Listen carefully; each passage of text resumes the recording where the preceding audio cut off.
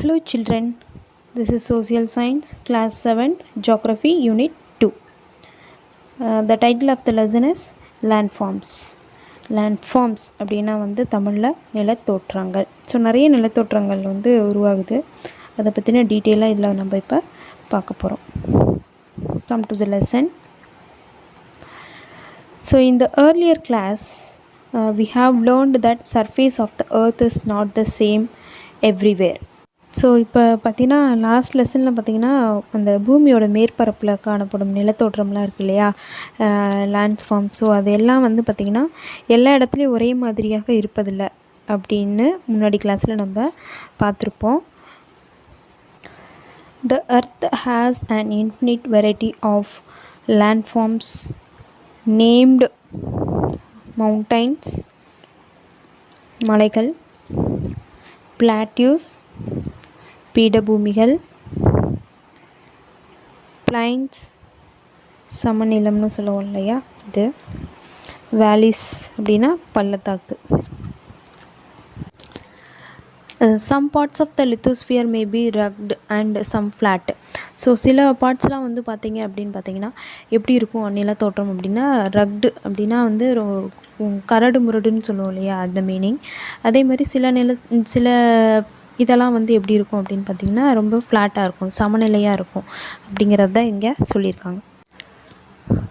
The landforms are result of two process. One is endogenic, another one is exogenic. So interior of the எர்த்தில் பார்த்திங்கன்னா forces, அதாவது ரெண்டு process இருக்குது அப்படிங்கிறாங்க. ஒன்று எண்டோஜெனிக்னு சொல்லுவோம், இன்னொன்று எக்ஸோஜெனிக் அப்படிங்கிறத சொல்லியிருக்காங்க. ஸோ இப்போ ரெண்டுக்கும் உள்ள டிஃப்ரென்ஸ் என்ன, ரெண்டோட மீனிங் என்ன அப்படிங்கிறத நம்ம இப்போ பார்க்கலாம். அந்த எண்டோஜெனிக் ப்ராசஸை இன்டர்னல் ப்ராசஸ் அப்படின்னு சொல்லுவோம். அதாவது இன்டர்னல் அப்படின்னா அக செயல்முறை, தமிழில் meaning. Leads to upliftment and sinking of the earth's surface at the several places. the exogenic process அப்படிங்கிறது எக்ஸ்டர்னல் ப்ராசஸ், அதாவது அக செயல்முறைகள், புற செயல்முறைகள் அப்படின்னு சொல்லுவோம். So is the continuous wearing down and rebuilding of the land surface. So இந்த மாதிரி நிலத்தோற்றங்கள் பார்த்திங்கன்னா எப்படி தோற்றுவிக்கப்படுது அப்படின்னா, புவியோட மேற்பரப்பில் பல இடத்துல பார்த்திங்கன்னா ஏற்படுற அந்த உயர்நில பகுதி மற்றும் தாழ்வு பகுதி அகச்செயல்களால் ஏற்படுது. அதே புவிப்பரப்பில் தொடர்ந்து ஏற்படும் அந்த அரித்தல் மற்றும் மறுகட்டமைத்தல் இதெல்லாம் புற செயல்களால் ஏற்படுகிறது அப்படின்னு இதில் சொல்கிறாங்க. ஸோ இதுதான் internal and external process. So next gradation. Gradation is the process of leveling of highlands through erosion and filling up of lowlands through deposition. இதோட மீனிங் என்னென்னா, அந்த உயர்நிலங்களை அரிக்கிற மூலம் அது தாழ்நிலங்களாக மாறும். அதே மாதிரி தாழ்நிலங்களை படிதல் செய்தல் மூலம் உயர்நிலங்களாக மாறும். ஸோ இந்த மாறுவதற்கு பேர் தான் நிலங்களை சமப்படுத்துதல் அப்படிங்கிறது பேர். அதாவது நல்ல உயரமாக இருக்க நிலம் அரிக்கிறனால சின்ன தாழ்வு நிலங்களாக மாறும். அதே மாதிரி தாழ்வு நிலங்களாக இருக்கிறத படிதல் செய்தல் மூலம் அது உயர்நிலங்களாக மாறும். ஸோ இந்த ப்ராசஸ் பேர் தான் பார்த்திங்கன்னா நிலங்களை சமப்படுத்துதல் அப்படிங்கிற meaning. Weathering is the breaking and falling apart into small pieces of the rocks on the earth's surface. So அந்த புவியோட மேற்பரப்பு இருக்கு இல்லையா, ஸோ அந்த மேற்பரப்பில் இருக்க பாறைகள்லாம் உடைஞ்சி அப்படியே செதறும். எப்படி அப்படின்னா சின்ன சின்ன கற்களாகவும் அதே மாதிரி பார்த்திங்கன்னா துகள்களாகவும் அது செதறும். ஸோ அதை தான் பார்த்திங்கன்னா பாறை சிதைவு அப்படின்னு சொல்கிறாங்க. So next erosion. So erosion is the wearing away of the landscape by the different agents like water, wind, ice and sea waves. So இப்போ நீர், காற்று, பனி, அதே மாதிரி கடலோட அலைகள், வேவ்ஸ். ஸோ இந்த மாதிரி பல வகைப்பட்ட காரணிகள் இருக்கு இல்லையா, ஸோ அந்த காரணிகளால் புவியோட மேற்பரப்பு பார்த்திங்கன்னா அப்படியே அடித்து செல்லப்படுது. ஸோ அதனால் என்ன ஏற்படுது அப்படின்னா அரித்தல் அதே எரோஷன் அப்படின்னா அரித்தல் ஏற்படுகிறது. ஸோ இந்த ப்ராசஸ் மூலிமா தான் பார்த்திங்கன்னா புவியோட மேற்பரப்பில் நிறைய நிலத்தோற்றங்கள் தோற்றுவிக்கின்றன. அதாவது create different landforms on the surface of the earth. So river, ஆறு இது எல்லாத்துக்குமே தெரியும், நம்ம பார்க்கக்கூடிய ஒரு இதுதான். So the water flowing from its source to river mouth along a definite course is called a river.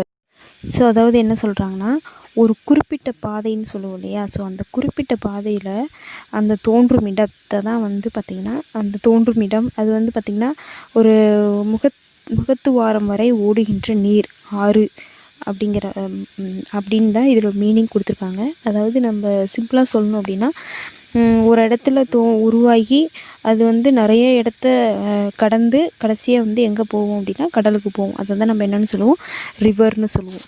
Reverse generally originate from mountain or hill.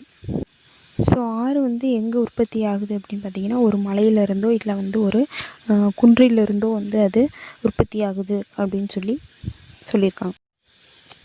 The place where it joins a lake or sea or an ocean is known as the river mouth.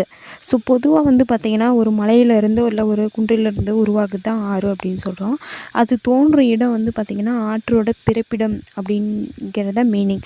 அது தோன்ற இடம் வந்து ஆற்றுடைய பிறப்பிடம் என்று அழைக்கப்படும். So ஒரு ஆறு வந்து பார்த்திங்கன்னா ஒரு ஏரியிலையோ இல்லை கடல்லையோ வந்து இல்லை ஒரு பேராளிலோ, அதாவது பெரிய பெரிய கடல், ஸோ இந்த இதுலேயோ தான் வந்து அது வந்து கலக்கும் இடம் தான் வந்து ஆற்று முகத்துவாரம் அப்படின்னு சொல்கிறாங்க. ரிவர் மவுத் அப்படின்னா ஆற்று முகத்துவாரம் அப்படின்னா வந்து ஒரு ஆறு வந்து பார்த்திங்கன்னா ஒரு ஏரியிலையோ இல்லை கடல்லையோ இல்லை பெரிய இதில் கடல்லையோ கலக்கிற இடத்த தான் வந்து முகத்துவாரம் அப்படின்னு சொல்லி இதில் சொல்லியிருக்காங்க. Next, the running water in the river erodes the landscape which creates a steep sided valley like the letter V known as V.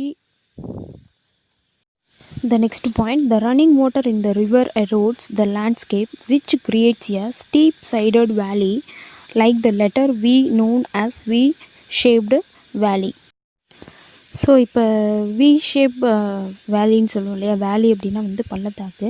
So we வடிவ பள்ளத்தாக்கு அப்படின்னு ஏன் வந்து சொல்கிறோம் அப்படின்னு பார்த்திங்கன்னா, ஸோ அந்த ஆற்றை வந்து வேகமாக வந்து நீர் ஓடும் இல்லையா, ஸோ அந்த நீரானது வந்து என்ன பண்ணுன்னா பள்ளத்தாக்கை வந்து செங்குத்தாக அரித்து ஆழமாக்கும் அப்படிங்கிறாங்க. ஸோ அந்த பள்ளத்தாக்கு வந்து பார்த்திங்கன்னா ஒரு சின்ன குறுகிய படுகை உடையதாக வந்து மாறும். அதுதான் எப்படி அப்படின்னா வி ஷேப்பில். நீங்கள் அந்த பிக்சரை பார்த்திங்கனாவே தெரியும், இப்படி போட்டு பாருங்கள். எக்ஸாக்டாக நம்ம வி இது பண்ண முடியாது, ஆனால் வி வடிவில் வந்து அது காணப்படும். ஸோ இதை தான் வந்து பார்த்திங்கன்னா வி வடிவ பள்ளத்தாக்கு அப்படின்னு நம்ம சொல்கிறோம். ட்ரிபியூட்டரி அப்படின்னா வந்து என்ன மீனிங் அப்படின்னா, இது வந்து டியூனோவில் இருக்குது பாருங்கள். ட்ரிபியூட்டரி அப்படின்னா வந்து தமிழ் மீனிங் வந்து துணையாறு. துணையாறுனா என்ன அப்படின்னா, ஒரு stream or river that flows into and joins a main river. ஸ்ட்ரீம்னா நீரோடைன்னு சொல்லுவோம், சரியா. நீரோடை போகும் தெரியுமா, தண்ணி ஒரு குறுகிய இதில் வந்து போகும் நீரோடை. ஸோ அந்த நீரோடை வந்து பார்த்திங்கன்னா நீரோடை இல்லைன்னா வந்து ரிவர். ஸோ இது வந்து பார்த்திங்கன்னா மெயின் ரிவரோட கலக்குது இல்லையா, ஸோ இதை தான் வந்து என்னென்னு சொல்லுவோம்னா ட்ரிபியூட்டரி அப்படின்னு சொல்லுவோம்.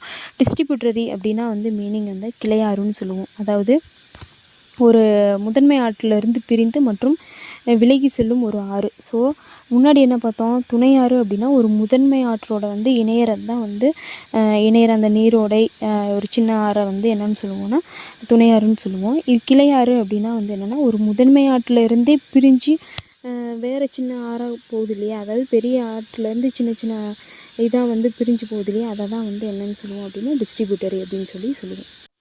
நெக்ஸ்ட்டு வந்து பார்த்திங்கன்னா falling of river water over a vertical step in the river bed is called waterfall. வாட்டர்ஃபால்னால் எல்லாத்துக்குமே தெரியும், நீர்வீழ்ச்சின்னு சொல்லுவோம். நீர்வீழ்ச்சி இப்போ நிறைய இதில் வந்து பார்த்திங்கன்னா நீர்வீழ்ச்சி நீங்கள் நேரடியாகவே பார்த்துருப்பீங்க. எப்படி கொட்டும் அப்படின்னா செங்குத்தாக கொட்டும். ஸோ அந்த செங்குத்து பாறையில் வந்து பார்த்திங்கன்னா அந்த விளிம்பில் வந்து அருவியாக விழுறதா வந்து நீர்வீழ்ச்சி அப்படின்னு நம்ம சொல்லுவோம். ஸோ அந்த மென் பாறைகள் வந்து அரிக்கப்படுவதால் வந்து பார்த்திங்கன்னா நீர்வீழ்ச்சி உருவாகுது அப்படின்னு இதில் சொல்கிறாங்க. ஃபார் எக்ஸாம்பிள், இப்போ தமிழ்நாட்டில் வந்து பார்த்திங்க அப்படின்னா சிற்றாற்றின் குறுக்க உள்ள ஒரு குற்றால் நீர்வீழ்ச்சியை வந்து சொல்லலாம், உதாரணமாக வந்து அதை சொல்லலாம். The highest waterfall is Angel Falls of Peninsula in South America. See, the highest waterfall is Angel Falls of Peninsula in South America. So then அமெரிக்காவில் உள்ள வெனிசுலா நாட்டில் வந்து காணப்படுற ஏஞ்சல் நீர்வீழ்ச்சி தான் வந்து உயரமான நீர்வீழ்ச்சி அப்படின்னு சொல்லி சொல்கிறாங்க. And next the other waterfalls are Niagara Falls located on the border between Canada and USA in North America. So இப்போ அதர் வாட்டர் ஃபால்ஸ் அப்படின்னு எதை சொல்கிறோம் அப்படின்னா நயகரா ஃபால்ஸ் வந்து சொல்கிறாங்க. ஸோ அது எங்கே லொக்கேட் ஆகிருக்கு அப்படின்னு பார்த்திங்கன்னா அந்த பார்டர் பிட்வீன் எதுக்கு நடுவில் அப்படின்னு பார்த்திங்கன்னா கனடாவுக்கும் யூஎஸ்ஏக்கும், அதாவது இன் நார்த் அமெரிக்கா. நெக்ஸ்ட்டு பார்த்திங்கன்னா Victoria falls. So Victoria falls on the borders of Zambia and Zimbabwe in Africa. So அடுத்தது வந்து பார்த்திங்கன்னா ஜாம்பியா, அதாவது ஆஃப்ரிக்காவில் ஜாம்பியா மற்றும் ஜிம்பாவே நாடுகளின் எல்லையில் வந்து பார்த்திங்கன்னா விக்டோரியா நீர்வீழ்ச்சி, அதுவும் வந்து ஒரு முக்கியமான நீர்வீழ்ச்சி அப்படின்னு சொல்லி இதில் நம்ம பார்க்குறோம்.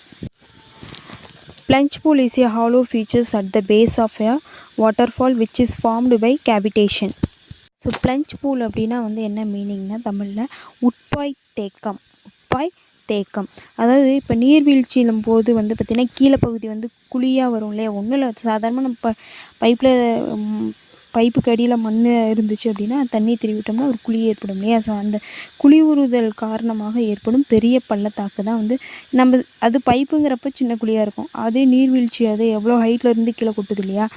ஸோ அந்த இதை தான் வந்து என்னென்னு சொல்கிறோம் அப்படின்னா ப்ளஞ்ச் பூல், உட்பாய் தேக்கம் அப்படின்னு சொல்லி சொல்கிறோம். Next an alluvial fan is a fan or cone shaped deposit of sediment built up by the river streams. So alluvial fan அப்படிங்கிறது வந்து பார்த்திங்கன்னா இட்ஸ் ஏ ஃபேன் இல்லை அப்படின்னா அதை வந்து கோன் ஷேப்டுன்னு சொல்லுவோம். நீங்கள் பார்த்தீங்கன்னாவே தெரியும் கோன் ஷேப்பில் இருக்குது இல்லையா.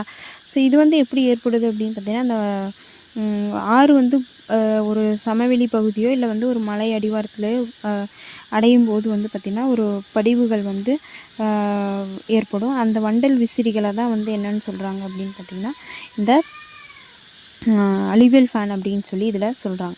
So next we will see the meanders. So what is mean by meanders? As the river enters the plains, it twists and turns, forming large bends known as meanders. So இப்போ meanders அப்படின்னா வந்து பார்த்திங்கன்னா இந்த ஆறு வந்து பார்த்திங்கன்னா அந்த சமவெளி பகுதியை வந்து அடையிறப்போ வந்து பார்த்திங்கன்னா அது எப்படி போகும் அப்படின்னா சுழன்று, அதாவது சுற்றி அதில் பார்த்திங்கன்னா தெரியும். அப்படி போகிறப்ப வந்து ஒரு பெரிய திருப்பத்துடன் வந்து அப்படி போகிறனால தோன்றும் அந்த பெரிய வளைவு தான் வந்து என்னென்னு சொல்லுவோம்னா ஆற்று வளைவு, மியாண்டர்ஸ் அப்படின்னு சொல்லி சொல்லுவோம். ஸோ அது பிக்சரில் பாருங்கள் தெரியும். ஸோ பெஸ்ட்டு எக்ஸாம்பிள் இதுக்கு வந்து எதை சொல்லியிருக்காங்க அப்படின்னு பார்த்திங்கன்னா நம்ம தமிழ்நாட்டில் இருக்க கடலூர் மாவட்டத்தில் இருக்க சேத்தியாத்தோப், அதுக்கு பக்கத்தில் நியரில் இருக்க வெள்ளாற்று பகுதி, அதில் வந்து பார்த்திங்கன்னா நம்ம இந்த மியாண்டர்ஸை வந்து நம்ம பார்க்கலாம்.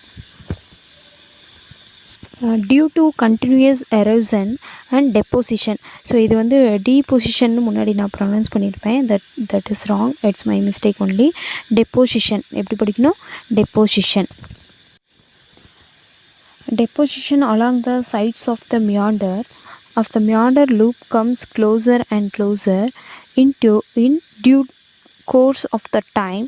The meander loop cuts off from the river and forms a cut-off lake, also called an oxbow lake.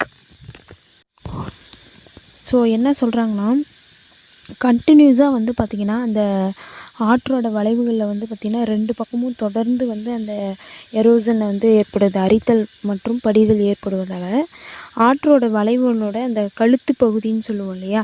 So அது வந்து சின்னதாகிட்டே போகும், குறைஞ்சிட்டே போகும். ஸோ கொஞ்ச நாளில் பார்த்திங்க அப்படின்னா அந்த ஆற்றோட வளைவு வந்து ஆற்றிலிருந்து வந்து கட்டாயிரும், துண்டிக்கப்பட்டு ஒரு ஏரியா வந்து அது மாறுது. இதை தான் வந்து என்னென்னு சொல்கிறாங்கன்னா ஆக்ஸ்பவ் லேக், அதாவது குதிரை குளம்பு ஏரி அப்படின்னு தமிழில் மீனிங். ஸோ இதை தான் வந்து குதிரை குளம்பு ஏரி எனப்படுகிறது. The term meander has been named on the basis of Meander River of Asia Minor, Turkey. It flows through numerous curves and turns. So இப்போ பார்த்தீங்கன்னா meander has been named in the basis of Meander River of Asia. So இப்போ ஏஷியாவில் வந்து பார்த்திங்கன்னா minor, அதாவது துருக்கி அப்படிங்கிற இடத்துல இருக்க meander ஆற்றோட பெயரோட அடிப்படையில் தான் வந்து பார்த்திங்கன்னா இந்த ஆற்று வளைவு அப்படிங்கிற சொல்லே வந்துச்சு, வர காரணமாக இருந்துச்சு. ஏன் அப்படின்னு பார்த்திங்கன்னா அந்த ஆற்றுல தான் வந்து பார்த்திங்கன்னா அதிக அந்த டேர்ன்ஸும் கர்வ்ஸும் வந்து அதிகமாக இருக்கிறது வந்து எந்த ஆற்றுல அப்படின்னு பார்த்திங்கன்னா இந்த மியாண்டர் ஆற்றில் தான். அப்படிங்கிறனால தான் இந்த நேமே வந்துச்சு அப்படிங்கிறதுக்கு இது ஒரு காரணமாக இருந்துச்சு. At times the river overflows its banks.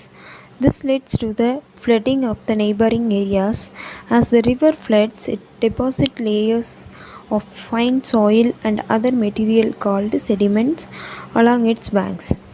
This leads to the formation of a flat, fertile floodplain. The raised banks are called levees. So இப்போ சம்டைம்ஸ் வந்து ஆறு வந்து அதோட கரையை தாண்டி நிரம்பி வந்து வழியும். ஸோ இதனால் வந்து பார்த்திங்கன்னா ஆற்றோடைய மற்ற பகுதி வந்து பார்த்திங்கன்னா பகுதியில் வந்து வெள்ளப்பெருக்கு வந்து உருவாகும். ஸோ அந்த வெள்ளப்பெருக்குங்கிறது வந்து பார்த்திங்கன்னா அந்த மென்மையான மண், அதே மாதிரி இது மற்ற பொருட்களையும் வந்து அடுக்குகளாக வந்து படிய வைக்கும். ஸோ இது வந்து பார்த்திங்கன்னா வண்டல் படிவு அப்படின்னு சொல்லுவாங்க அதை. ஸோ இதனால தான் வந்து வளமான சமதளவு வெள்ள சமவெளி வந்து உருவாகுதுங்கிறாங்க. ஸோ இந்த மாதிரி உயர்ந்த ஆற்றங்கரைகளை வந்து லெவிஸ் இல்லை அப்படின்னா உயர் அணை எனப்படும் அப்படிங்கிறாங்க. அதாவது raised banks are all called levees. Next, as the river approaches the sea, the speed of the flowing water decreases and the river begins to break up into a number of streams called distributaries. So இந்த ஆறு வந்து கடலை அடையும் போது வந்து பார்த்திங்கன்னா அதோடைய வேகம், அதனுடைய லெவல் வந்து அந்த ஃபோர்ஸ் வந்து கம்மியாயிரும். ஸோ அது மட்டும் இல்லை, அது வந்து பல பிரிவாக வந்து பிரிஞ்சு போயிடும். ஸோ இதை தான் வந்து கிளையாறுகள் அப்படின்னு சொல்லி நம்ம சொல்கிறோம். முன்னாடியே பார்த்தோம் இல்லையா கிளையாறுகள்னால் என்னன்ட்டு. ஸோ இங்கே வந்து ஆற்றுடைய வேகம் வந்து குறைவாக இருக்கனால அந்த ஆற்றில் கடத்தப்படுற பொருட்கள் வந்து படிய வைக்கப்படுது. The velocity of the river becomes slow that it begins to deposit its load. So இது வந்து பார்த்திங்கன்னா distributary forms its own mouth. So here என்ன சொல்கிறாங்க அப்படின்னு பார்த்தீங்கன்னா, so each distributary forms its own mouth. So இந்த velocity of the river become slow அப்படின்னா வந்து ஸோ இங்கே வந்து அந்த ஆற்றோட வேகம் வந்து குறையிறதுனால அது ஆற்றில் அடிச்சுட்டு வரும் இல்லையா சில பொருட்கள், ஸோ அதெல்லாம் வந்து இந்த இடத்துக்கு படிய வைக்குது. ஸோ அந்த ஒவ்வொரு கிளையாருமே வந்து ஒரு தனிப்பட்ட முகத்துவாரங்களை வந்து உருவாக்குது அப்படின்னு சொல்லி சொல்கிறாங்க. முன்னாடியே பார்த்தோம் முகத்துவாரம்னா என்ன அப்படிங்கிறத. ஸோ இதுதான். Over time, the accumulated sediments that rise over the water and the distributaries form a delta. So இப்போ வந்து பார்த்திங்கன்னா ஒவ்வொரு கிளையாருக்குமே வந்து பார்த்திங்கன்னா ஒரு தனிப்பட்ட முகத்துவாரம் உருவாகுது அப்படின்னு பார்த்தோம். ஸோ இப்போ எல்லா முகத்துவாரங்களினோட படிவுகளும் ஒருங்கிணைந்து தான் வந்து டெல்டா எனப்படும் கழிமுக பகுதியை வந்து ஏற்படுத்துது. ஸோ அந்த கழிமுக பகுதி தான் வந்து பார்த்திங்கன்னா மிகச்சிறந்த உற்பத்தி நிலங்களாக வந்து அதை தான் நம்ம சொல்ல முடியும். ஸோ அந்த கழிமுக பகுதியில் வந்து பார்த்திங்கன்னா சாகுபடினா விவசாயம் பண்ணுறதுக்கு ஏற்ற கனிமங்கள், சத்துக்கள் அதில் வந்து நிறைஞ்சிருக்கு அப்படிங்கிறாங்க. ஃபார் எக்ஸாம்பிள் இப்போ காவிரி டெல்டா, கங்கை டெல்டா, அதே மாதிரி மிசிசிபி டெல்டான்னு சொல்லுவோம். ஸோ இதெல்லாம் வந்து ஃபார் எக்ஸாம்பிளாக வந்து அதுக்கு சொல்லியிருக்காங்க. So deltas R excellent protective lands. அதாவது டெல்டா தான் வந்து ஒரு விவசாயம் பண்ணுறதுக்கான ஒரு நல்ல இடம் அப்படின்னு சொல்கிறாங்க. They have more minerals. ஏன்னா அங்கே வந்து பார்த்திங்கன்னா அதிக அளவில் தாதுக்கள் இருக்கும் அப்படின்னு சொல்கிறாங்க. ஸோ அதுக்கு பெஸ்ட் எக்ஸாம்பிள்ஸ் 3 கொடுத்துருக்காங்க பாருங்கள். நெக்ஸ்ட்டு வந்து பார்த்திங்கன்னா கிளேசியர்ஸ் அப்படின்னா வந்து பனியாறு. ஸோ பனியாறு glaciers, a large body of ice moving slowly down a slope or valley due to gravity is called a glacier. So பனியாறு அப்படிங்கிறது வந்து என்னென்னா மலைச்சரிவில் ஈர்ப்பு விசை காரணமாக வந்து பார்த்திங்கன்னா மெல்ல நகரும் அந்த பனி குவியல். ஸோ இதை வந்து பார்த்திங்கன்னா பனியாறு அப்படின்னு சொல்லி நம்ம சொல்கிறோம். This is called a glacier. So இது 2 டைப்பாக சொல்லியிருக்காங்க. ஒன்று வந்து மவுண்டைன் ஆர் வேலி கிளேசியர், இன்னொன்று வந்து காண்டினென்டல் கிளாசியர். ஸோ ஃபஸ்ட்டு ஒன்று வந்து என்ன பார்க்க போகிறோம் அப்படின்னா காண்டினென்டல் கிளாசியர் அப்படின்னா தமிழில் என்ன மீனிங் அப்படின்னா காண்டினென்ட்னா தமிழில் என்ன கண்டம்னு சொல்லுவோம். ஸோ அந்த கண்ட பனியாறு அப்படின்னா என்னென்னா the glacier covering vast areas of a continent with thick ice sheets, for example Antarctica, Greenland. என்ன சொல்கிறாங்கன்னா ஸோ இந்த கண்ட பகுதி இருக்கு இல்லையா, ஸோ அந்த கண்ட பகுதியில் வந்து பெரும் பரப்பில் வந்து பார்த்திங்கன்னா பரவி காணப்படும் அடர்ந்த பனிப்படலம் தான் வந்து கண்ட பனியாறுன்னு சொல்லுவோம்.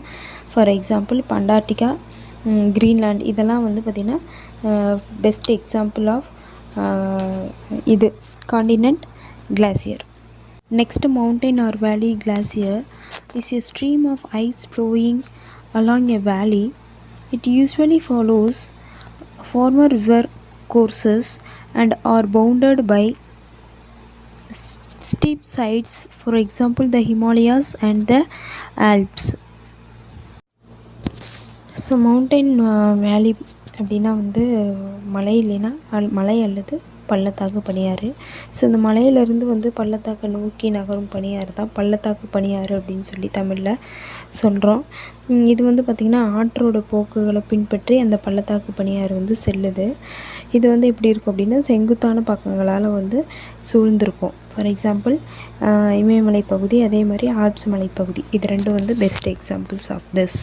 Okay students, we will see the remaining lesson in the next class. Thank you.